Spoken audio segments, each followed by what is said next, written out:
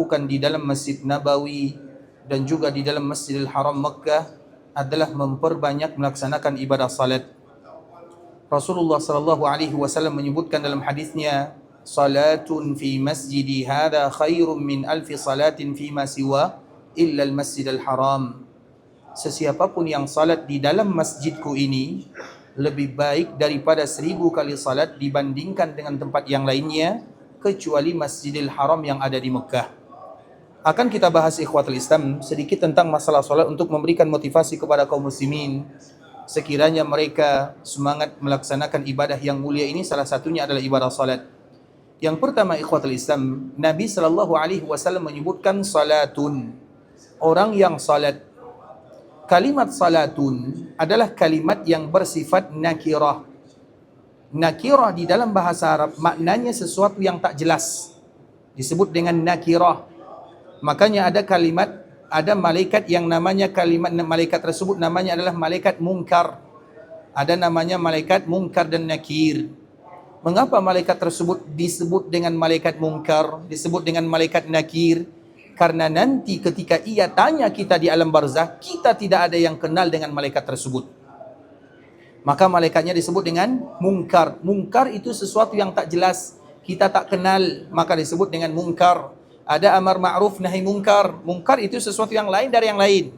Jadi itu makna daripada kalimat munkar. Di dalam bahasa Arab ada namanya nakirah. Nakirah itu maknanya sesuatu yang tidak pasti. Seolah Nabi SAW sebutkan dalam hadis ini, salatun, salat yang kalian lakukan. Tentu kita bertanya ikhwatul Islam, kira-kira salat apa yang mesti kita lakukan di dalam Masjid Nabawi, di dalam Masjidil Haram Makkah? Maka dalam kalimat yang Nabi sebutkan telah ada jawabannya. Jawabannya semua salat masuk di dalamnya. Karena Nabi tak pernah sebutkan salat wajib. Nabi tak pernah sebutkan salat ini. Nabi tak mengkhususkan satu salat dengan salat yang lain. Maknanya ikhwatul Islam, selama kalian berada di tanah haram Makkah atau Madinah, maka perbanyaklah melakukan ibadah salat. Salat apapun lakukanlah.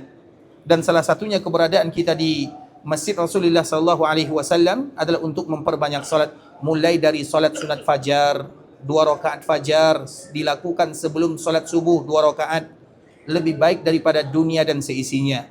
Itu kalau kita lakukan di kampung halaman, di tanah halal. Kalau kita melakukan salat sunat fajar di kampung halaman, maka pahalanya lebih baik daripada dunia dan seisinya. Kalau kita lakukan di Masjid Nabawi, berarti lebih baik daripada 1000 dunia dan seisinya. Karena setiap yang kita buat lebih daripada 1000. Kemudian begitu juga ikhwatul Islam, kita melakukan solat subuh. Kemudian selepas subuh ada namanya solat sunat syuruk. Solat sunat syuruk itu adalah solat sunat yang dilakukan ketika seseorang solat subuh berjamaah. Kemudian setelah solat subuh dia diam di tempat ia salat. Kemudian ia berzikir kepada Allah sambil baca Quran atau zikir yang lain. Kemudian ia tidak berhadas sampai waktu syuruk. Kemudian ia tunggu kurang lebih 5 sampai 10 menit.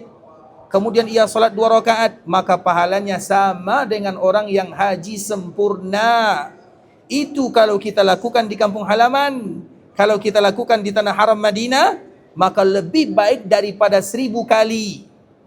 Karena semua benda salat yang kita buat di sini, maka lebih baik daripada 1000.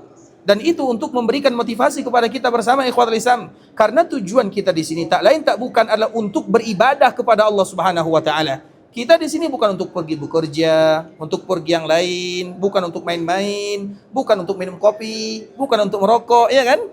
Kita di sini adalah untuk beribadah kepada Allah Azza wa Jalla. Penantian yang begitu lama kita manfaatkan untuk beribadah, bisa jadi dengan ibadah yang sedikit, itulah yang menyebabkan kemudahan kita masuk ke dalam surga Allah Subhanahu wa taala. Kemudian ikhwatul Islam, belum lagi salat duha. Salat duha adalah salat orang-orang yang bertaubat kepada Allah Subhanahu wa taala. Dan Imam Syafi'i rahimahullahu taala sebutkan tidak ada ibadah sunat yang terbaik untuk menghapuskan dosa dan kesalahan. Semua kita banyak salah dan banyak dosa kecuali daripada salat duha. Maka salat duha disebut dengan salatul awwabin, yaitu salat orang yang ingin kembali dan bertaubat kepada Allah. Kedatangan kita ke sini adalah untuk bertaubat dan kembali kepada Allah Subhanahu wa taala. maka lakukan solat duha. Solat duha 2 rakaat, bisa 4 rakaat, bisa 12 rakaat. Dan waktu duha yang terbaik adalah sebelum masuknya waktu zuhur, kurang lebih setengah jam lah kurang lebih. Misalnya sekarang zuhur jam 12:20 di Madinah, maka duha yang terbaik mulai dari jam 11:30. Pas awal kita masuk ke Masjid Nabawi, maka lakukanlah solat duha sebanyak-banyaknya. Maksimalnya adalah 12 rakaat, dan itu adalah solat orang-orang yang ingin bertaubat atau mereka yang ingin diampunkan kesalahannya oleh Allah Subhanahu wa taala. Kemudian begitu juga dengan solat 2 rakaat, 4 rakaat sebelum zuhur, 4 rakaat setelah zuhur. Nabi SAW bagi tahu kepada kita bersama ikhwatul Islam, sesiapapun di antara kaum muslimin yang solat 4 rakaat sebelum zuhur, 4 rakaat setelah zuhur, Allah haramkan wajahnya dari neraka Allah Subhanahu wa taala. Dan kesempatan kita banyak sangat di sini ikhwatul Islam. Kemudian 4 rakaat sebelum asar.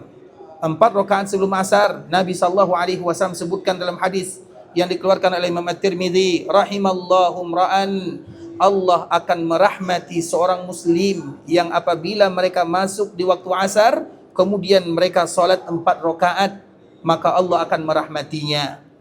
Kemudian begitu juga setiap antara azan dengan iqamah ada solat sunnahnya. Sebelum maghrib, kemudian solat sunat rawatib, kemudian solat sunat witir, kemudian solat sunat malam. Lakukan semua solat sunat tersebut di dalam Masjidil Haram Makkah atau Madinah, maka pahalanya lebih daripada 1000 di Madinah, lebih daripada 100.000 di tanah haram Makkah. Semuanya, semua pahala yang tadi kita sebutkan itu di luar. Karena ibadah di tanah halal tak sama dengan ibadah di tanah haram. Tanah itu ada 2, ada tanah halal, ada tanah haram. Tanah haram di dunia hanya 2 sahaja. Yang pertama Makkah, yang kedua Madinah. Kalau Makkah ikhwatul Islam, batas Makkah itu yang pertama Masjid Aisyah, kemudian Hudaybiyah, kemudian Ji'rana, kemudian Masjid Namirah. Semua kawasan ini disebut dengan kawasan haram. Sedangkan di Madinah lebih sempit dibandingkan dengan tanah haram yang ada di Mekah. Keharaman yang ada di Madinah, Nabi SAW sebutkan dalam hadisnya, Al-Madinatu haramun ma baina 'airin ila Thur. Madinah itu adalah tanah haram. Dari mana ke mana? Dari Bukit Ir sampai Bukit Thur. Dari Lembah Wabra sampai Lembah Waqim. Jaraknya kurang lebih dari Masjid Nabawi ini 8 kilo kiri kanan depan belakang. Itu adalah keharaman yang ada di Madinah.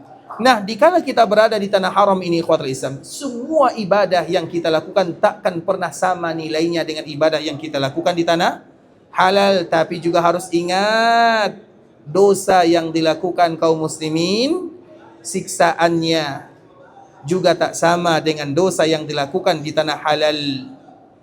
Makanya kemarin kita menyebutkan, sesiapapun yang melaksanakan ibadah haji, minimal mereka harus tahu 2.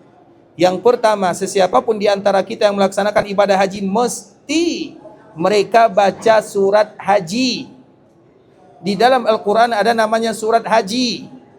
Di dalam Al-Quran, surat haji terkhusus bagi kita yang nak melaksanakan ibadah haji. Sekarang kita melaksanakan ibadah haji, maka bacalah ayat dan surat ini. Dia tak banyak ikhwatul Islam, cuman setengah juzuk saja. Baca, tengok makna dia. Dan di antara salah satunya firman Allah Subhanahu wa taala, "Wa may yurid fihi bi ilhad." Sesiapapun yang ingin melakukan kezaliman di tanah haram, ingat bahasa yang Allah sebutkan, yang Allah gunakan dalam ayat ini. Allah tidak mengatakan siapapun yang zalim akan disiksa, tidak. Tapi Allah menyebutkan siapapun yang ingin melakukan kezaliman. Maknanya dia belum lagi zalim, tapi baru nak ingin. Paham sampai di sini? Karena biasanya ikhwatul Islam, Allah tidak akan memberikan dosa kepada seorang hamba sampai ia lakukan dosanya. Itu kalau di tanah halal. Kalau di tanah haram tak demikian. Sesiapapun yang nak ingin, artinya ia belum lagi melakukan kesalahan dan dosa, baru ingin saja, baru ingin, maka ia sudah disiksa oleh Allah Subhanahu wa taala. Banyak siksaannya ikhwatul Islam. Pas nak haji, dia gila, pingsan, tak bisa buat haji. Pas haji, dia bergaduh sama istri dan keluarganya. Banyak benda-benda yang akan terjadi kepada dirinya. Dan itu banyak terjadi ikhwatul Islam. Betapa banyak orang-orang dulu yang haji, pas nak haji, sakit. Pas nak haji, pingsan. Pas nak haji, gila. Pas nak haji banyak ikhwatul Islam. Bisa jadi itu merupakan di antara salah satu apa yang ia buat zalim. Makanya Allah Subhanahu wa taala sebutkan, "Wa man yurid", sesiapa yang ingin, belum lagi melakukan, baru ingin sahaja, maka Allah Subhanahu wa taala sudah akan berikan kepadanya dosa dan siksaan yang berat.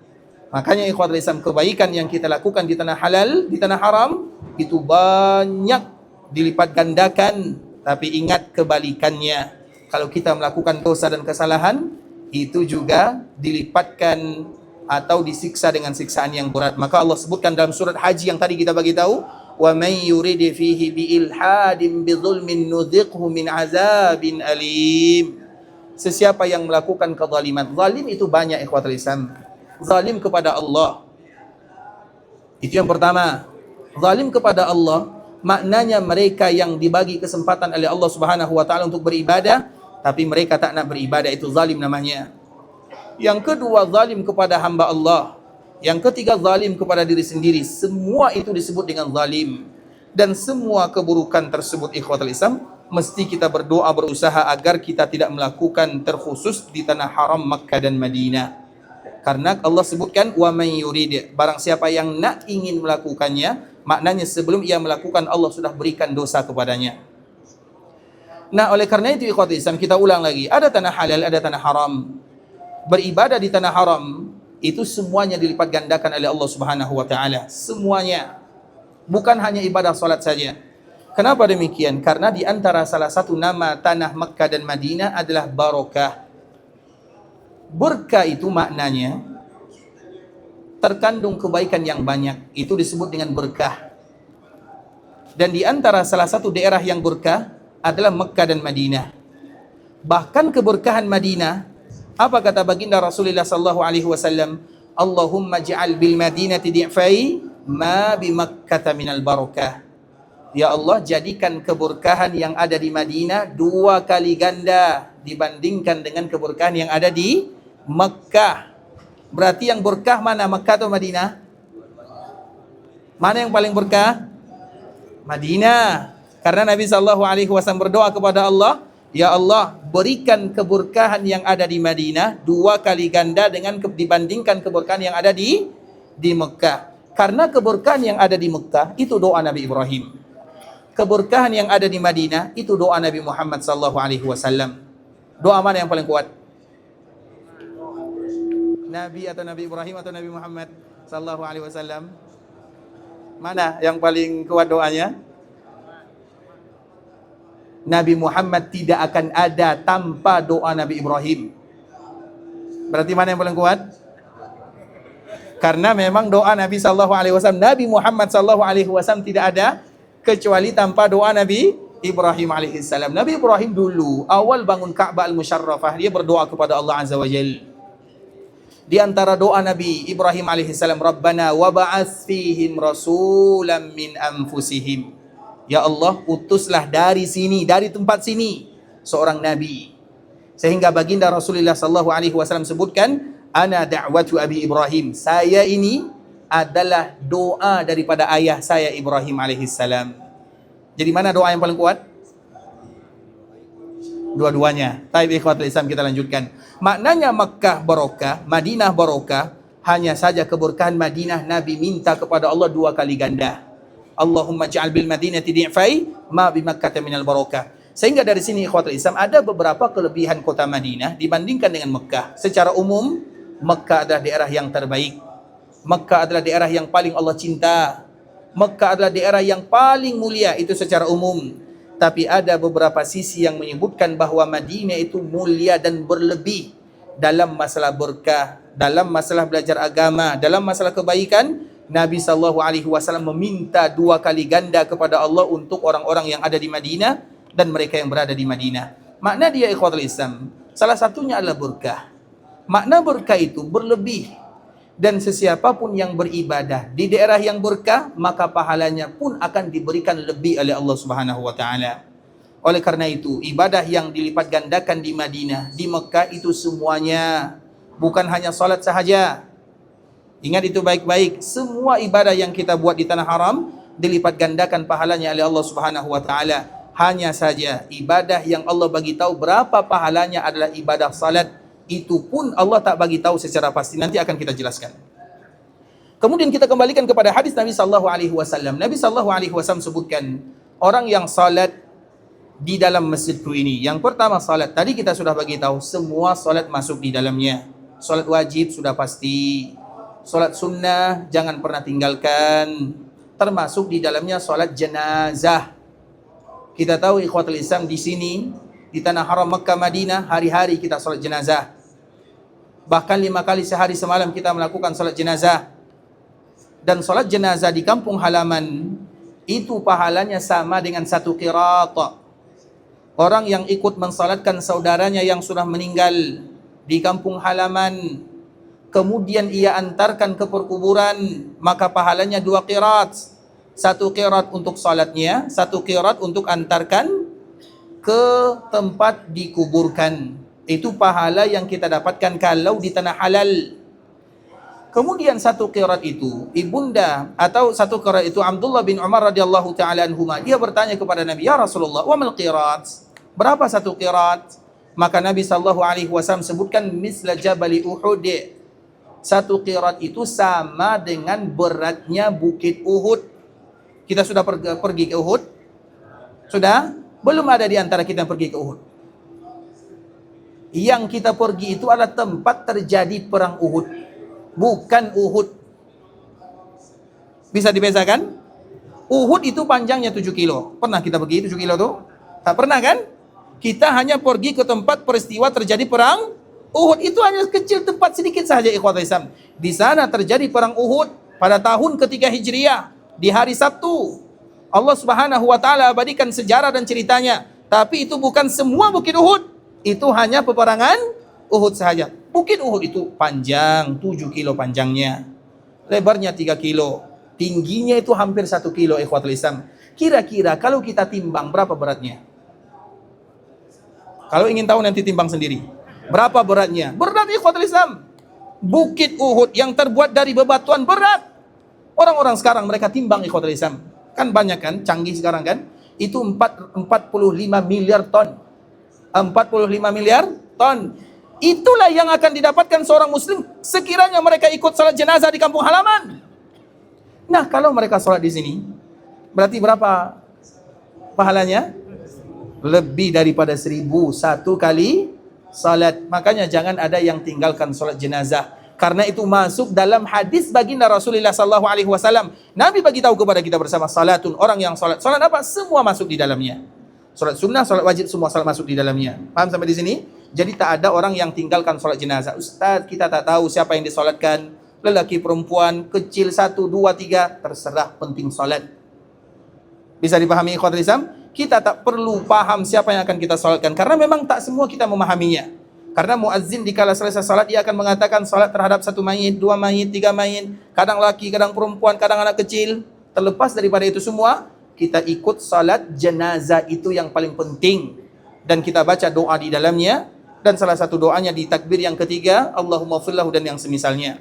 Maknanya ikhwatul Islam, jangan pernah kita tinggalkan salat ini. Karena ia masuk ke dalam hadis baginda Rasulullah sallallahu alaihi wasallam. Dan bahkan kita bersyukur kepada Allah dikala kita berada di tanah haram, 5 kali kita salat wajib, 5 kali pula kita melakukan salat jenazah. Kalau di kampung halaman berapa kali? 1 kali setahun. Tak mungkin orang kampung kita mati tiap hari kan? 1 kali setahun, 2 kali setahun.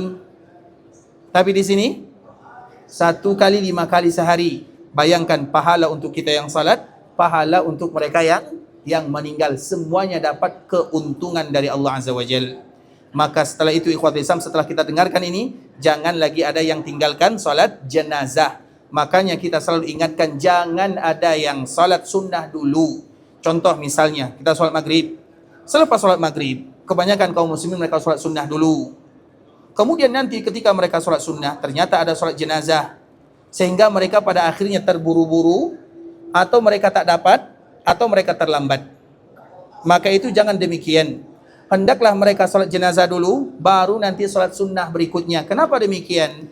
Karena salat jenazah itu waktunya singkat.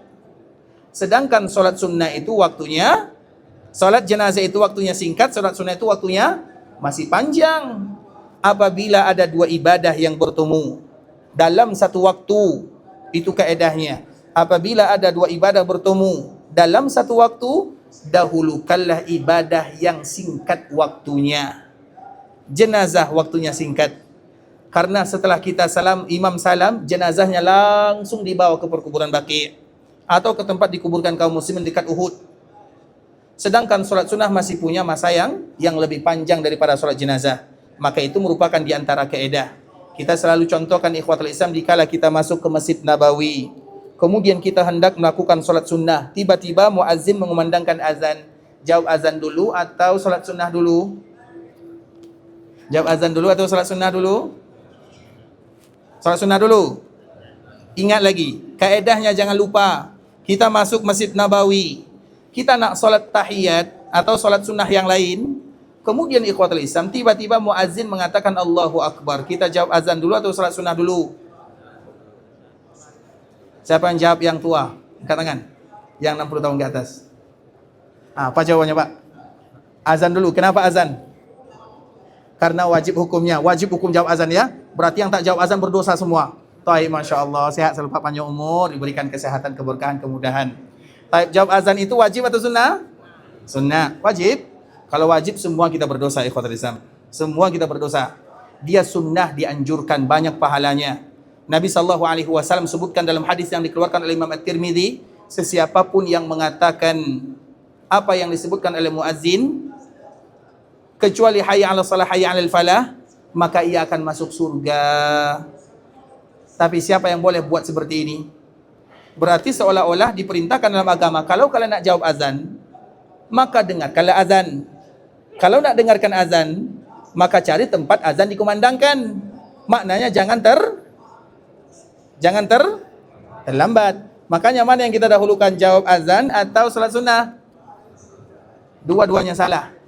Jawabannya jangan terlambat. Karena kalau kita tak terlambat, maka kita bisa salat sunnah. Pas orang azan kita juga bisa jawab azan, kemudian kita bisa salat sunnah lagi. Tak mungkin kan kita datang ke sini untuk terlambat. Terlambat cukup di kampung halaman saja. Di sini tak ada cerita terlambat. Paham? Jangan terlambat datang ke Masjidil Haram Makkah dan Madinah. Kita di sini fokus untuk beribadah kepada Allah Subhanahu wa taala. Apalagi yang terlambat masbuk, apalagi yang jadi imam Masjid Nabawi. Masjid masbuk, imam masbuk. Jangan ada istilahnya imam masbuk di Masjid Nabawi ya. Karena tujuan kita di sini semuanya adalah untuk beribadah kepada Allah Azza wa Jalla. Kemudian ikhwatul Islam, kalau kita lihat jawab azan dulu atau salat sunnah dulu, kita dahulukan mana ibadah yang sempit waktunya? Mana yang sempit waktunya?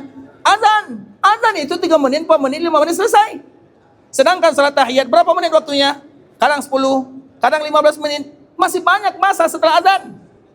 Kalau ada 2 ibadah yang dalam satu waktu, dahulukanlah ibadah yang sempit waktunya. Baru yang lapang. Itu kaedah dalam agama. Sehingga dengannya kita dapat semua kebaikan. Karena kalau misalnya kita sholat maghrib, kemudian setelah sholat maghrib kita sholat sunnah dulu, kemudian sholat jenazah terlewatkan atau terlambat, maka kita hanya dapat satu sholat, satu pahala saja, pahala sholat sunnah. Tapi kalau kita lakukan sunnah di akhir, kita dapat sholat jenazah, kita dapat sholat sunnah, kita dapat semua pahala yang dijanjikan oleh Allah dan Nabi-Nya sallallahu alaihi wasallam. Dan itu yang kita cari. Kita di sini berburu pahala. Tidak ada salah satu pun ibadah kecuali kita ambil. Karena kita tidak tahu ibadah mana yang menyebabkan kita dimudahkan urusannya, dilancarkan perkaranya, diberkahi kehidupannya. Maka oleh karena itu ikhwatul Islam, jangan lupa salat jenazah bagian daripada salat yang Nabi sebutkan dalam hadisnya, salatun fi masjidi hada khairum min alfi salatin fi ma siwa illa al-Masjidil Haram. Orang yang salat di Masjid Nabawi dan juga di Masjidil Haram Makkah. Baik, hadis berikutnya Nabi SAW sebutkan salatun fi masjidi. Untuk di Masjid Nabawi ini Nabi SAW sebutkan orang yang salat di dalam masjidku ini, di dalam Masjid Nabawi. Maknanya ikhwatul Islam, orang yang dapat pahala lebih daripada 1000 adalah orang yang salat di dalam Masjid Nabawi sahaja. Kalau mereka salat di luar Masjid Nabawi, maknanya mereka tak dapat pahala lebih daripada 1000. Tetap mereka dapat pahala solat jemaah, tapi mereka tak dapat pahala lebih daripada 1000. Makanya dari sini kita selalu sebutkan kepada kaum muslimin, terjadi perselisihan para ulama, apakah Masjid Nabawi itu yang bagian dalam dan yang bagian luar. Sebenarnya masalah ini tak ada masalah, ikhwatul Islam. Masalah ini tak ada masalah. Yang terpenting adalah bertanggungjawab sahaja. Sesiapapun yang mengatakan bahwa Masjid Nabawi itu bagian dalam sahaja, dan itu fakta yang biasa dilakukan oleh kaum muslimin. Kita contohkan misalnya, di dalam ketika kita masuk ke dalam masjid, kita biasanya akan baca doa. Apa doanya? Bismillahi wassalatu wassalamu ala rasulillahi. Kemudian Allahumma ftahli abwaaba rahmatik. Itu adalah doa kita masuk masjid. Nah, biasanya doa ini kita baca di mana, ikhwatul Islam? Di pintu atau di pagar sana? Pintu sini atau di pagar luar? Yang baca doa ini di pintu berarti seolah ia mengatakan luar bukan bagian Masjid Nabawi. Yang mengatakan Masjid Nabawi sampai ke bagian luar, maka hendaklah mereka baca doa mulai dari pagar sana. Paham sampai sini, ikhwatul Islam? Itu maknanya tanggung jawab. Mau kita katakan di dalam Masjid Nabawi, di luar bukan Masjid Nabawi, atau sebaliknya, yang penting kita harus tanggung jawab terhadap pendapat masing-masing. Begitu juga kalau kita melangkah ke masjid, biasanya dahulukan kaki. Nah, biasanya di mana kita dahulukan kaki kanan? Di pintu atau di pagar? Yang mendahulukan di pintu berarti ia mengatakan di luar bukan bagian masjid. Itu saja, ikhwatul Islam. Berarti luar Masjid Nabawi itu bukan?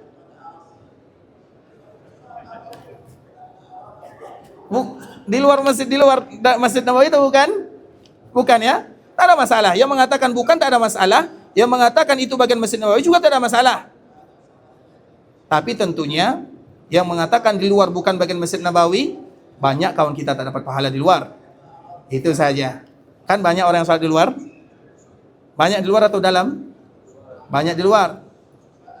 Terlepas daripada itu semua, ikhwatul Islam, kalau kita mengatakan kalau di luar bagian Masjid Nabawi, maka buatlah di luar itu seperti kita buat masjid. Apa maknanya? Kalau kita masuk ke sana mesti ada salat tahiyatnya. Biasanya kita kalau di luar salat tahiyat atau tak salat? Di luar. Biasanya kalau kita pergi keluar itu salat tahiyat atau tidak? Yang tidak salat berarti ia anggap di luar itu bukan bagian daripada masjid. Itu saja, ikhwatul Islam. Berarti kalau kita salat, berarti kita menganggap itu bagian daripada Masjid Nabawi. Paham sampai di sini? Kita mau di luar dalam Masjid Nabawi itu bukan? Kalau para ulama sekarang, ikhwatul Islam, mereka sebutkan semua perluasan untuk Masjid Nabawi, maka semua disebut dengan Masjid Nabawi. Semuanya. Dan rahmat Allah maha luas. Yang rahmat tak luas itu kita saja. Makanya kita ini kikir dunia akhirat kan? Kita tak mau sebutkan di luar bagian Masjid Nabawi, supaya nanti kawan-kawan di luar tak dapat pahala. Macam mana, ikhwatul Islam? Nanti kalau kawan kita yang di luar katakan di luar bukan bagian Masjid Nabawi, siap tak bertanggung jawab? Siap atau tak siap? Makna dia, ikhwatul Islam, terlepas daripada itu semua, di dalam atau di luar, bagian Masjid Nabawi di luar atau tidak, yang penting kita tetap mengusahakan salat di bagian dalam, itu saja. Tapi di luar itu, ikhwatul Islam, semuanya bagian daripada Masjid Nabawi. Dan kalau sekiranya Masjid Nabawi diperluas sampai seluas-luasnya, kita tidak tahu. 100 tahun ke depan, Allahu alam, kita tak tahu. Ini saja tempat kita sekarang ini, baru 25 tahun, tahun 2000-an, kalau ada yang pergi haji atau umrah tahun 2000-an, 2001, 2002, sampai 2005, ini belum ada lagi. Masjid Nabawi itu hanya kecil saja bagian dalam sana. Kemudian diperluas seluas-luasnya. Kemudian diperluas lagi. Nah, bisa jadi 50 tahun ke depan lebih luas lagi. Dan setiap perluasan untuk Masjid Nabawi itu disebut dengan Masjid Nabawi. Karena yang pertama kali memperluas Masjid Nabawi adalah Nabi SAW. Ingat itu baik-baik. Seolah-olah Nabi SAW mengatakan, nanti sesiapapun di antara kaum muslimin, mereka ingin memperluas Masjid Nabawi, sila, tak ada masalah. Dan semuanya akan disebut dengan bagian daripada Masjid Nabawi. Nabi yang pertama kali memperluas Masjid Nabawi. Kemudian setelahnya baru Umar, baru Utsman, baru sahabat-sahabat yang lain, baru yang datang setelahnya. Dan sampai sekarang ini perluasan yang begitu luas, sehingga semuanya. Tapi harus ingat, kalau kita mengatakan yang luar adalah Masjid Nabawi, ingat, yang berhalangan jangan masuk. Yang berhalangan, karena orang yang berhalangan, wanita yang haid boleh masuk atau tak boleh? Boleh atau tak boleh? Mereka boleh lewat sahaja kalau ada kepentingan dan keperluan. Tapi kalau untuk duduk berlama-lama tak boleh. Karena itu adalah bagian daripada Masjid Nabawi. Tapi kalau ada yang mengatakan luar bukan bagian Masjid Nabawi, maka silah perempuan ada di sana. Karena itu bukan bagian Masjid Nabawi. Maknanya ikhwat Islam dikembalikan. Kita mau mengambil yang mana? Kalau kita katakan bagian Masjid Nabawi, maka bacalah doa dikala kita berada di pagar luar. Masuk. Bismillahirrahmanirrahim. Wassalatu wassalamu ala Rasulillah. Allahumma ftah li abwaaba rahmatik. Kemudian dahulukan kaki kanan. Keluar baca doa juga di sana. Kemudian setiap kali masuk maka salat tahiyatlah. Kemudian jaga aturan-aturan semacam mana kita menjaga bagian daripada masjid itu sendiri. Paham sampai di sini ikhwatul Islam? Jadi di luar terlepas daripada perbezaan para ulama, tapi yang terpenting kita salat di bagian dalam. Nabi SAW sebutkan orang yang salat di masjidku. Karena apabila kita mengatakan luar bukan bagian Masjid Nabawi, berarti semua yang salat di luar mereka tak dapat pahala lebih dari 1000. Mereka hanya dapat pahala 27 darjat sebagaimana orang salat berjamaah yang lainnya. Tapi kalau kita menyebutkan dapat pahala di luar itu adalah bagian Masjid Nabawi, maka mereka juga dapat pahala lebih daripada 1000. Baik, itu kaidah yang kedua. Kita kembalikan ke hadis Nabi SAW. Salatun fi masjidi hadha khairun. Orang yang salat di dalam masjidku ini lebih baik. Maka di antara salah satu nama Makkah dan Madinah itu ikhwatul Islam adalah Darul Akhyar. Darul Akhyar. Darul Akhyar itu maknanya daerah yang terlalu banyak kebaikan di dalamnya. Banyak keutamaan yang disebutkan dalam agama, maka disebut dengan Darul Akhyar. Sehingga pahala orang yang salat di Masjid Nabawi ada beberapa riwayat. Yang pertama sebutkan ikhwatul Islam, yang pertama pahalanya lebih dari 1000. Riwayat yang lain menyebutkan lebih daripada 50.000. Dan pahala yang lain lebih berganda-ganda ikhwatul Islam. Karena keedahnya orang yang salat di Masjid Nabawi itu adalah kelipatan 4 dibandingkan dengan orang yang salat di Masjidil Aqsa. Setiap orang yang salat di Masjidil Aqsa, kalau para ulama sebutkan berapa pahala di Aqsa, maka untuk Madinah 4 kali ganda. Nah, sekarang kita tanya, untuk salat di Masjidil Aqsa itu berapa pahalanya? 500. Kalau kita mengatakan 500, berarti di sini berapa?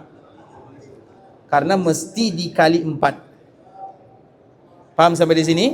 Berarti kalau kita mengatakan di Aqsa itu pahala orang yang salat di sana ada 500 keutamaan, berarti di sini 2000. Tak boleh kita balik bilang 1000. Kalau kita bilang 1000 berarti di sana 250. Jadi mana yang betul? Di Aqsa itu 250 atau 500? Paham di sini maksudnya? Paham atau tidak paham? Kita ulang lagi. Kalau sekiranya di Aqsa itu 500, maka di sini mesti 2000. Karena 4 kali ganda.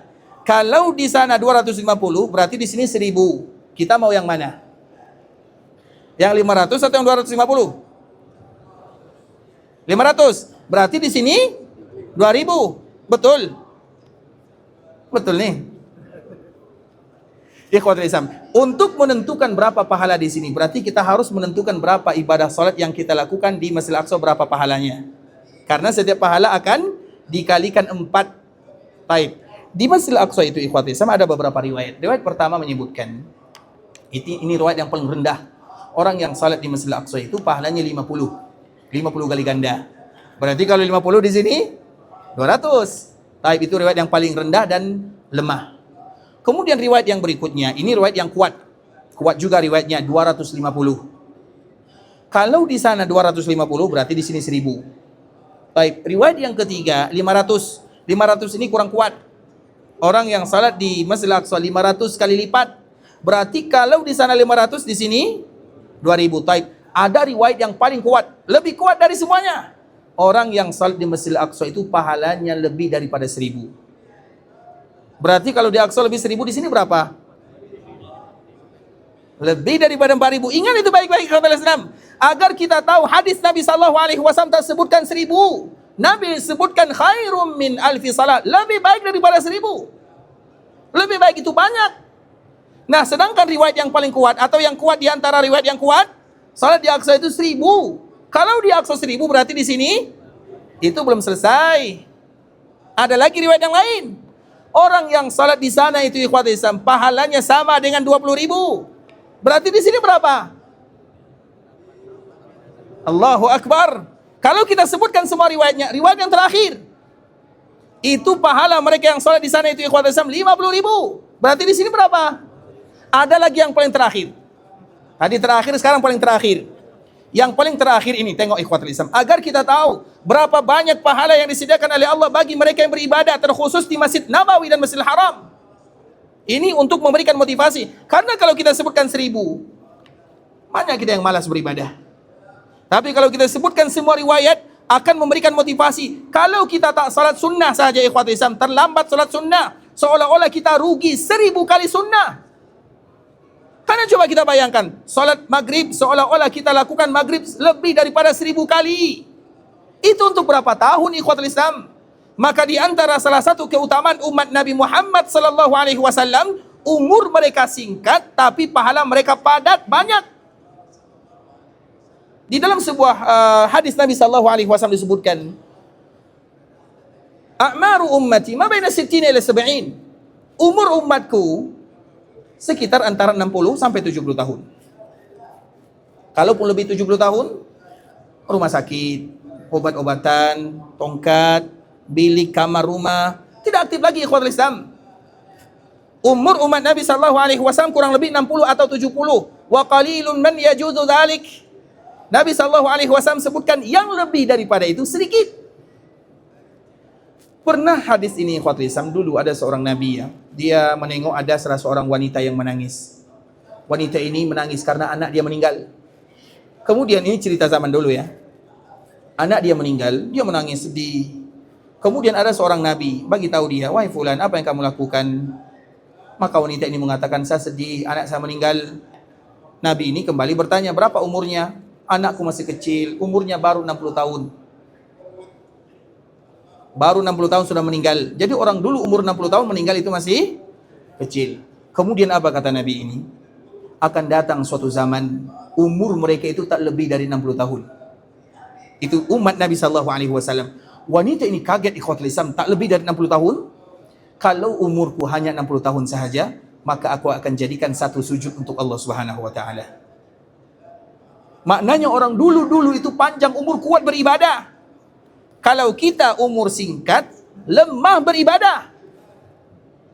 Walau demikian ikhwatul Islam, maka Allah bagi tempat, waktu, zaman. Sesiapapun yang beribadah di sana, maka umur mereka melampau dibandingkan dengan apa yang mereka buat dulu. Umur kita mungkin 60 tahun, 70 tahun, tapi pahala bisa kita dapatkan lebih daripada 6.000 tahun.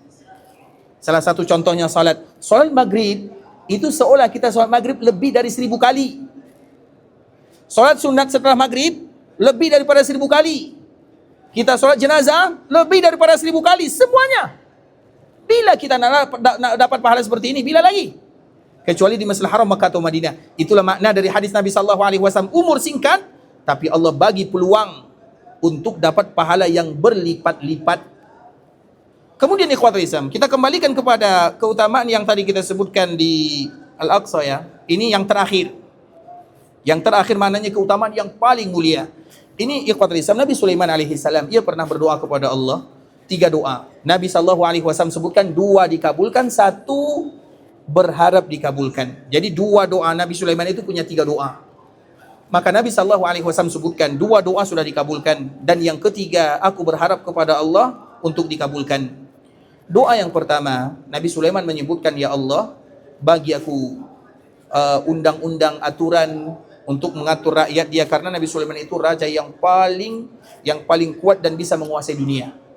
Jadi dia meminta kepada Allah Subhanahu wa taala agar dimudahkan untuk mengatur undang-undang dia itu tepat, semua aturan dia itu benar, maka Allah bagi. Kemudian permintaan Nabi Sulaiman yang kedua, qala rabbi ighfirli. Allah bagi tahu dalam Al-Quran, qala rabbi ighfirli wa habli mulkan la yanbaghi li ahadin min ba'di. Ya Allah, ampunkan dosaku, bagi aku kerajaan yang tak engkau bagi kepada siapapun yang datang setelahku. Apapun yang Allah bagi kepada Nabi Sulaiman tidak akan pernah dibagi kepada orang yang datang setelah Nabi Sulaiman. Kendaraan Nabi Sulaiman adalah angin, maka Allah tak akan pernah bagi angin menjadi kendaraan sesiapapun, bahkan Nabi Muhammad SAW. Karena itu khusus untuk Nabi Sulaiman. Nabi Sulaiman anak buahnya adalah jin, maka tidak ada manusia yang anak buahnya adalah jin, kecuali kalau dia jin. Kemudian ikhwatul Islam, Nabi Sulaiman bisa berbicara dengan makhluk, dengan hewan, dengan burung, dengan semut, dengan apa-apa benda di dunia ini ikhwatul Islam. Sesiapapun yang berbicara dengan semut, dengan burung, maka dia adalah Nabi Sulaiman. Karena itu kekhususan Allah untuk Nabi Sulaiman, tak boleh dibagi kepada yang lain. Kemudian doa yang ketiga, apa doa Nabi Sulaiman? Ya Allah, sesiapapun yang salat di sini, yaitu di Baitul Maqdis, di Masjidil Aqsa, maka tidaklah ia pulang kecuali pulang seolah-olah baru dilahirkan oleh orang tuanya. Itu kalau kita salat di Al-Aqsa. Berarti di sini berapa kali ganda? 4 kali ganda dibandingkan dengan keutamaan yang ada di Al-Aqsa. Dan itu adalah puncak daripada keutamaan di Masjid Nabawi. Kalau orang salat di Al-Aqsa saja, Nabi Sulaiman berdoa kepada Allah, ya Allah, sesiapapun yang salat di sana, maka pulangkan ia seperti baru dilahirkan. Maknanya diampunkan semua dosanya, membuka lembaran baru dalam hidupnya. Berarti kalau orang salat di Masjid Nabawi lebih daripada itu. Kalau di Masjid Nabawi lebih daripada itu, coba kita tengok bagaimana di Masjidil Haram, maka lebih dan lebih lagi daripada itu. Oleh karena ini ikhwatul Islam, Nabi SAW sebutkan orang yang salat di masjid pun lebih baik. Kalimat lebih baik itu banyak ikhwatul Islam. Dan minimal itu 1000. Jadi 1000 itu adalah kadar minimal kita dapatkan 1000. Kemudian khairun min alfi salatin fi ma siwa illa al-Masjidil Haram, kecuali Masjidil Haram. Dan kemarin kita telah singgung sedikit, orang yang salat di Masjidil Haram itu lebih daripada 100.000. Lebih daripada 100.000. Salat jenazah lebih daripada 100.000 kali. Salat maghrib lebih daripada 100.000 kali. Semua salat sunnah, salat wajib, salat apapun yang kita buat lebih daripada 100.000 kali. Maka jangan haramkan diri ini untuk mendapatkan pahala dari Allah Subhanahu wa taala. Dan Masjidil Haram yang ada di Mekah semuanya disebut dengan Masjidil Haram. Masjidil Haram yang ada di Mekah, semua tanah haramnya disebut dengan Masjidil Haram. Karena Masjidil Haram, kawasan haram yang ada di Mekah lebih luas. Kalau di Madinah, tadi kita sebutkan berapa luasnya di Madinah? Radiusnya dari Masjid Nabawi itu kurang lebih 8 kilo. Kanan, kiri, depan, belakang. Kalau di Masjidil Haram atau di Mekah itu lain. Di Mekah ini ikhwatul Islam, yang paling dekat itu adalah Masjid Aisyah radhiyallahu ta'ala anha, atau yang kita kenal dengan Tan'im, 8 atau 7 kilo. Lebih jauh lagi Hudaybiyah 14 kilo. Lebih jauh lagi Ji'ranah 18 kilo. Lebih jauh lagi Masjid Namirah 20 kilo. Jadi maknanya haram yang ada di Mekah lebih luas dibandingkan dengan haram yang ada di Madinah. Dan semua haram yang ada di Mekah disebut dengan Masjidil Haram. Paham sampai di sini? Dan kita tahu ikhwatul Islam, dikala kita melaksanakan ibadah haji, banyak yang tinggal jauh dari Ka'bahnya. Ada yang 3 kilo, ada yang 5, ada yang 7. Ketahuilah semua kawasan tanah haram itu adalah Masjidil Haram. Maka kalau itu adalah Masjidil Haram, dalam satu sisi peluang beribadah dapat pahala banyak. Dalam sisi lain, maka jaga-jaga jangan buat sesuatu yang ada unsur dosa di dalamnya. Kan biasakan jemaah ini kan banyak waktu luang kan? Biasanya waktu luang itu diisi dengan apa ikhwatul Islam? Kopi, rokok, apa lagi? Ada yang lain? Ingat ikhwatul Islam, jangan merokok di kampung Nabi, jangan pula merokok di tempat kelahiran Nabi. Yang nak merokok silakan balik kampung. Jangan merokok ke sini. Ingat itu baik-baik. Kita di sini cari pahala. Kaedah dalam agama, ini mohon maaf ya.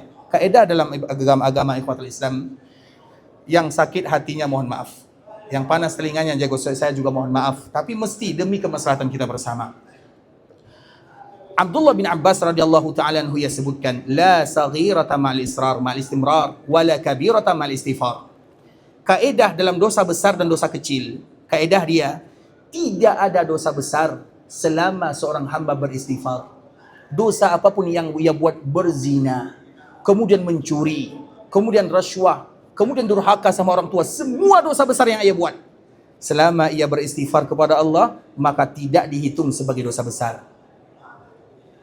Makanya Abdullah bin Abbas sebutkan, la kabirata mal istighfar. Tidak ada dosa besar selama seorang hamba bertaubat, beristighfar kepada Allah. Istighfar itu maknanya bertaubat kepada Allah Azza wa Jal. Dulu dia pernah berzina, dulu dia pernah mencuri, dulu dia pernah zalim, dulu dia pernah berbuat jahat. Tidak ada namanya dosa besar selama ia beristighfar, ya Allah maafkan dosaku, ampunkan kesalahanku. Tidak dosa besar namanya. Wala saghirata mal istimrar, dan tidak ada dosa kecil kalau sekiranya dosa itu selalu dibuat. Nah, merokok itu dosa besar, dosa kecil? Kecil atau besar? Anggaplah dia dosa kecil, anggap saja. Tapi kalau hari-hari buat, jadi besar. Itu kalau di kampung halaman. Kalau di tanah haram dibuat, bagi mereka yang berada di kampung halaman Nabi sallallahu alaihi wasallam, ingat ikhwatul Islam, ini kampung halaman Nabi sallallahu alaihi wasallam, jangan kotori dengan sesuatu yang tak baik. Malu kita kepada Nabi sallallahu alaihi wasallam, malu. Bukankah Madinah salah satu namanya adalah kampung halaman Nabi sallallahu alaihi wasallam? Bukankah Mekah itu adalah tanah yang paling Allah suka, paling Allah cinta? Nabi sallallahu alaihi wasallam sebutkan, wallahi innaki la khairu ardillah wa ahabbu ardillahi ila Allah.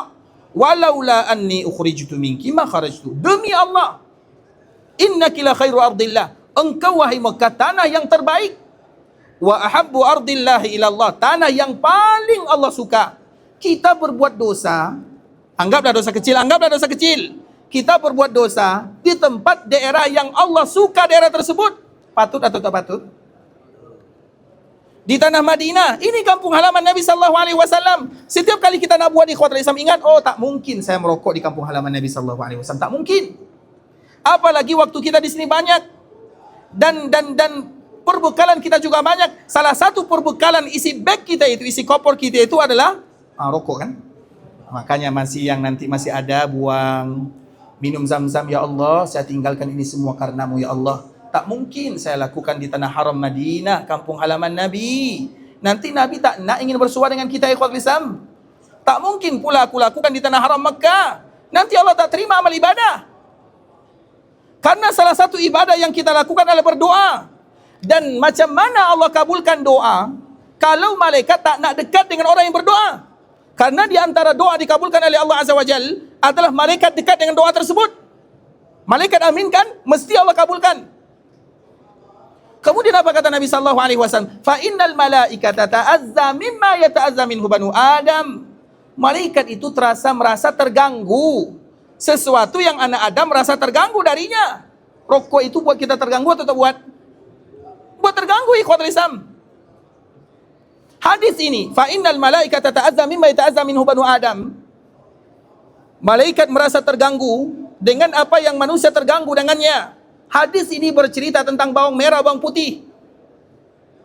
Seolah Nabi sallallahu alaihi wasallam sebutkan dalam hadis yang lain, sesiapapun di antara kalian yang makan bawang merah, bawang putih yang belum dimasak tentunya, jangan hadir di Masjid Nabawi. Fala yaqrabanna musallana. Dalam riwayat yang lain, fala yaqrabanna masjidana. Jangan dekat-dekat Masjid Nabawi. Jangan dekat-dekat kaum muslimin salat. Kenapa demikian? Karena kalau dia makan bawang merah, bawang putih, apa yang akan terjadi? Bau, mengganggu. Kiaskan kepada semua yang ada baunya. Durian contohnya, apalagi yang lain. Kalau di sini tak ada ya. Semuanya itu kiasan saja. Tapi khusus dalam masalah ini, Nabi sallallahu alaihi wasallam bagi tahu kepada kaum muslimin, fala yaqrabanna musallana.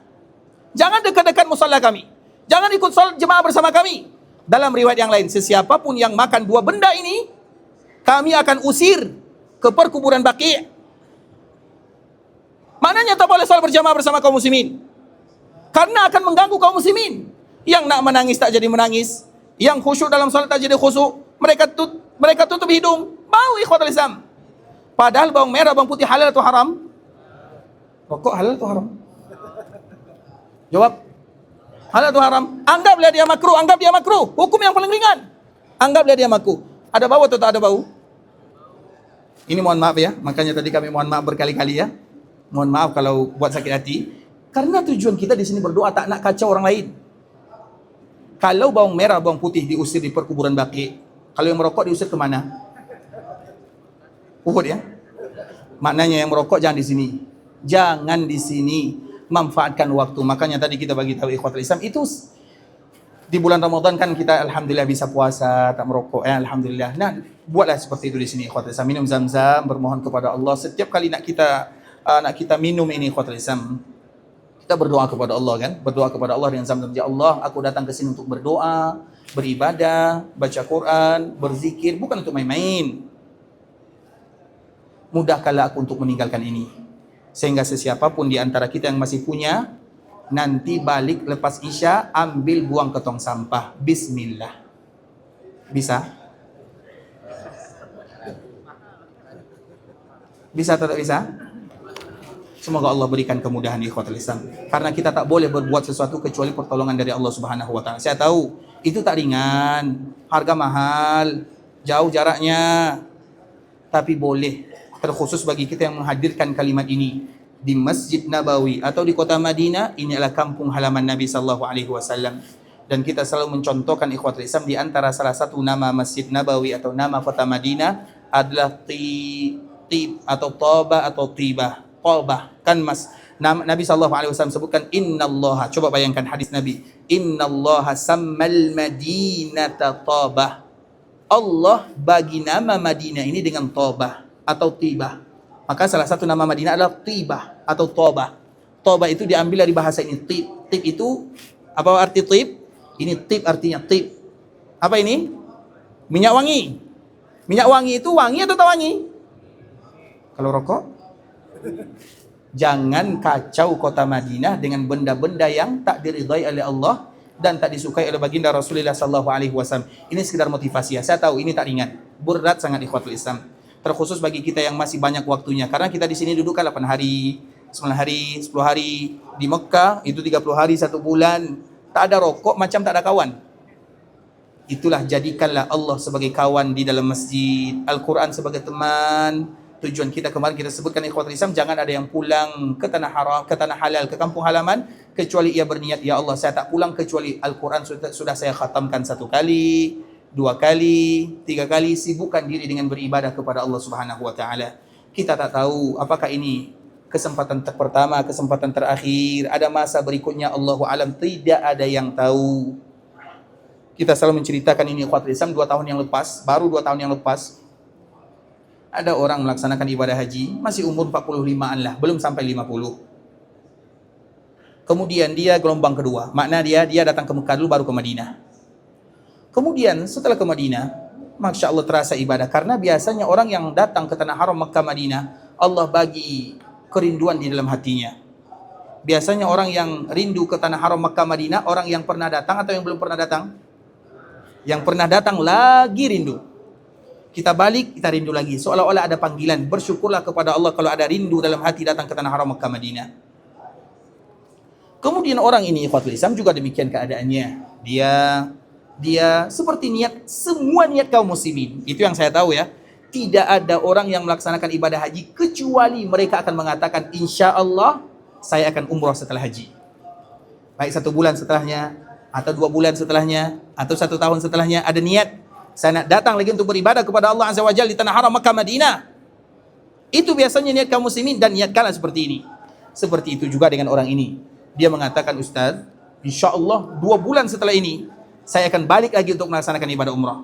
Terasa nikmat, rindu, menangis kepada Allah, beribadah di tanah haram Makkah Madinah, melihat kaum muslimin semangat beribadah kepada Allah Subhanahu wa taala, dia semangat, dan semua kaum muslimin mesti semangat. Kemudian ikhwatul Islam, dia mengatakan kalimat ini di siang hari sebelum solat zuhur. Kemudian setelah solat zuhur, ada yang menyebutkan mungkin setelah solat zuhur. Kemudian setelah zuhur dia sebutkan, Ustaz, insya Allah 2 bulan lagi insya Allah saya berikrar untuk datang lagi. Kemudian setelah itu ikhwatul Islam, orang solat asar. Dia tinggal di bagian depan dekat Baqi. Kemudian dia pergi ke Masjid Nabawi untuk solat asar, siap-siap. Kemudian ikhwatul Islam, ternyata batal wuduknya. Dia pergi ke tandas, pergi toilet WC untuk berwuduk. Kemudian dikala dia berada di sana ikhwatul Islam, ternyata qaddarullah dia terpleset ya, terpleset terjatuh. Qaddarullah dikala jatuh ikhwatul Islam kena kepala dia. Kena kepala dia, langsung tak sadarkan diri. Dibawa ke hospital, lepas itu dia meninggal. Hanya berjarak antara zuhur dengan asar sahaja. Tak ada kesempatan lagi untuk datang ke Mekah dan Madinah, karena dia selama-lamanya berada di Madinah, dikuburkan di Madinah. Siapa di antara kita yang jamin kalau selepas kita melaksanakan ibadah ini ada panggilan berikutnya dari Allah Subhanahu wa taala? Bisa jadi dengan maksimal usaha yang kita lakukan ini ikhwatul Islam, kita berusaha baca Quran, sholat berjamaah, meninggalkan rokok yang tadi kita contohkan, meninggalkan benda-benda yang tak baik. Itu adalah di antara hadiah terindah dari Allah Subhanahu wa taala. Ingatlah, hadiah terindah dari Allah kepada hamba adalah ketika Allah mudahkan mereka beribadah. Hukuman terberat dari Allah untuk seorang hamba ketika mereka tak mudah beribadah. Ketika kita sulit meninggalkan perkara-perkara yang Allah tak suka, itu tanda Allah hukum kita. Karena Allah tak ingin kita beribadah. Makanya Allah Subhanahu wa taala sebutkan dalam Al-Qur'an, istahwadha alaihim syaitan fa ansahum zikrallah ulaika hizbus syaitan. Apa kata Allah Subhanahu wa taala? Ketika syaitan sudah mulai menguasai manusia, maka di antara hukuman yang Allah bagi, Allah akan buat ia lupa berzikir dan beribadah. Jadi ketika kita tak nak beribadah kepada Allah, itu hukuman dari Allah Azza wa Jal. Allah tak nak lagi ingin kita menengok kita salat berjamaah bersama kaum muslimin. Tak nak lagi melihat kita ingin bersedekah, berzikir, melakukan kebaikan. Itu hukuman. Cukup hukuman dari Allah, kita sulit beribadah. Dan cukup nikmat yang terbaik dari Allah ketika Allah mudahkan kita beribadah. Kita mudah salat berjamaah, mudah salat sunnah, mudah salat malam, mudah baca Quran. Tak semua orang mudah baca Quran, ikhwatul Islam. Maknanya kalau ada di antara kita yang Allah mudahkan dia baca Quran, berarti seolah-olah Allah ingin berbicara dengan dia. Kalau ada di antara kaum muslimin tak nak buka Al-Quran sampai balik, satu juzuk pun tak tamat, makna dia Allah tak nak ingin berbicara dengan dia. Itu saja ikhwatul Islam. Makanya di antara salah satu doa yang tak boleh ditinggalkan oleh kaum muslimin, doa yang Nabi ajar kepada sahabat Muaz bin Jabal, jangan pernah kamu tinggalkan kalimat ini. Sebelum selesai salat tahiyat akhir, mesti kamu baca, Allahumma a'inni ala zikrika wa syukrika wa husni ibadatik. Doa ini semua kita hafal, tapi siapa yang baca doa ini? Kenapa Nabi SAW ajarkan doa ini? Allahumma a'inni ala zikrik. Ya Allah, bantu aku untuk berzikir. Karena kalau bukan Allah yang bantu, kita tak akan pernah sanggup berzikir. Sulit untuk mengucapkan kalimat la ilaha illallah. Sulit untuk mengucapkan subhanallah. Susah untuk mengucapkan alhamdulillah. Tak nak buat misalnya kita baca astagfirullah. Sulit. Allah tak ingin kita berzikir kepadanya. Allahumma a'inni ala zikrika wa syukrika. Tak akan semua bisa bersyukur kecuali pertolongan Allah. Dan tak semua orang bisa beribadah kecuali juga dengan pertolongan Allah Subhanahu wa taala. Maka ibadah yang terbaik itu ikhwatul Islam, yang pertama kali minta tolong kepada Allah agar kita mudah beribadah.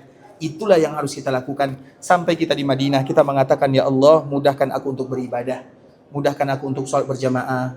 Mudahkan aku untuk bangun malam. Mudahkan aku untuk baca Quran. Mudahkan aku untuk menangis. Maka di antara salah satu doa lain, Nabi ajarkan kepada kaum muslimin ikhwatul Islam, Allahumma inni a'udzubika min ilmin la yanfa'. Ya Allah, aku berlindung dari ilmu yang tak bermanfaat. Wa min qalbin la yakhsha'. Aku berlindung dari hati yang tak mau khusyuk di kala beribadah. Solat macam solat biasa, tak ada pengaruh di tanah haram sama dengan tanah halal. Maka di saat itulah bermasalah, ada hati masalahnya. Maka berlindunglah kepada Allah. Allahumma inni a'udzubika min ilmin la yanfa' wa min qalbin la yakhsha'. Aku berlindung dari hati yang tak mau khusyuk beribadah. Wa min ainin la tadma'. Ya Allah, aku berlindung dari mata yang tak mau menangis kasar, mata yang tak menangis tanda hati kasar. Makanya Nabi sallallahu alaihi wasallam ketika Nabi wafat, Nabi sallallahu alaihi wasallam dikala Nabi wafat, 5 hari sebelum Nabi wafat hari Senin. 5 hari berarti hari Khamis. Hari Khamis itu ikhwatul Islam, salat terakhir yang Nabi pimpin kaum muslimin adalah salat maghrib. Selepas salat maghrib, malam Jumaat, maka Nabi tak sanggup lagi jadi imam. Ketika Bilal sudah azan, Bilal tunggu Nabi sallallahu alaihi wasallam, maka Nabi sallallahu alaihi wasallam nak salat, nak ingin jadi imam, salat Isya, ternyata Nabi pingsan, tak sadarkan diri. Waktu lama. Kemudian para sahabat tunggu, tak mungkin sahabat salat tanpa Nabi sallallahu alaihi wasallam. Kemudian setelahnya ikhwatul Islam, Nabi siuman. Nabi bangun dari pingsannya. Kemudian Nabi bersihkan mukanya. Nabi bertanya kepada sahabatnya, asallan nas, apakah sahabatku sudah salat Isya? Sahabat mengatakan, hum yantazirunak, mereka sedang tunggu kamu ya Rasulullah. Kemudian Nabi nak salat, nak jadi imam, pingsan lagi, sudah 2 kali. Kemudian waktu lebih lama dari yang pertama, bangun lagi. Nabi kembali soal, tanya sama dengan pertanyaan yang pertama, apakah sahabatku sudah salat Isya? Mereka jawab, ya Rasulullah, mereka sedang tunggu kamu. Kemudian Nabi bersihkan mukanya, basuh mukanya dengan air. Kemudian Nabi pingsan lagi, sudah 3 kali. Kemudian yang ketiga kali, lebih lama dari yang pertama dan yang kedua. Bangun lagi, pertanyaannya masih sama. Sudah sholat atau belum? Kemudian Nabi bersihkan wajahnya dengan air. Kemudian Nabi pingsan lagi 4 kali, Nabi pingsan.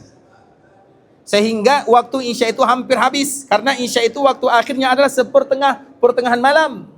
Walaupun terjadi perbezaan para ulama. Ada yang sebutkan hampir subuh, ada yang sebutkan 2/3. Tapi yang paling kuat, pertengahan malam. Itu waktu Isya paling akhir. Ketika waktu Isya hampir habis ikhwatul Islam, maka Nabi tak mungkin lagi jadi imam. Nabi sebutkan, Mur Abu Bakrin falyusalli bin nas. Perintahkan Abu Bakar untuk salat.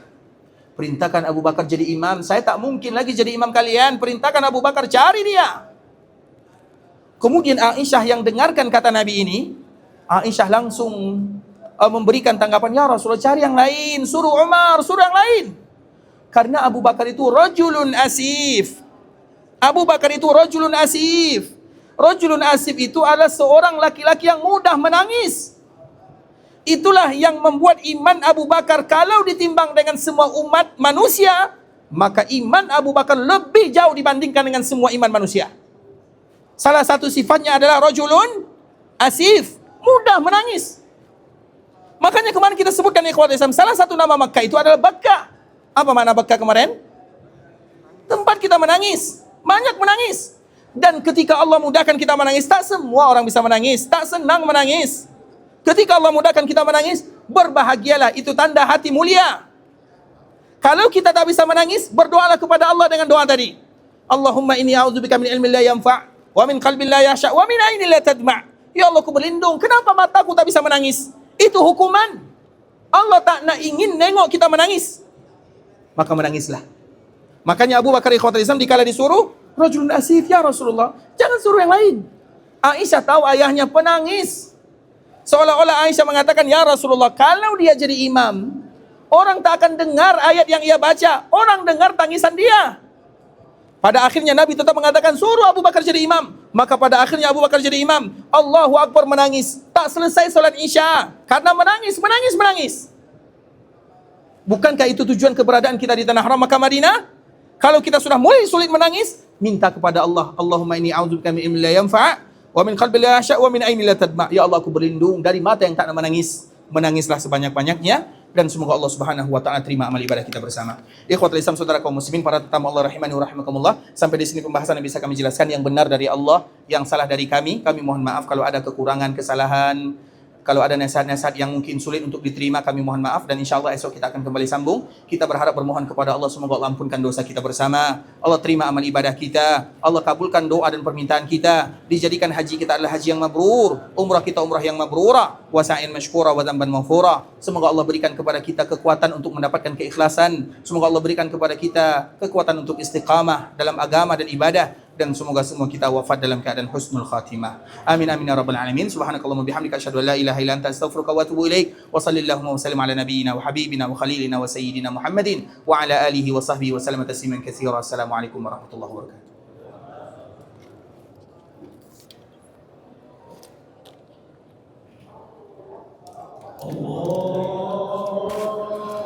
Sehat Pak ya, Masya Allah, sehat Pak ya, Masya Allah, sehat, selalu panjang umur, Masya Allah. Sehat Pak ya, Masya Allah. Lagi. Alhamdulillah sehat Pak ya, Masya Allah, Alhamdulillah. Sehat semuanya, Masya Allah, semoga Allah mudahkan. Sehat semuanya, Masya Allah, sehat semuanya, sehat selalu ya, Masya Allah, sehat selalu.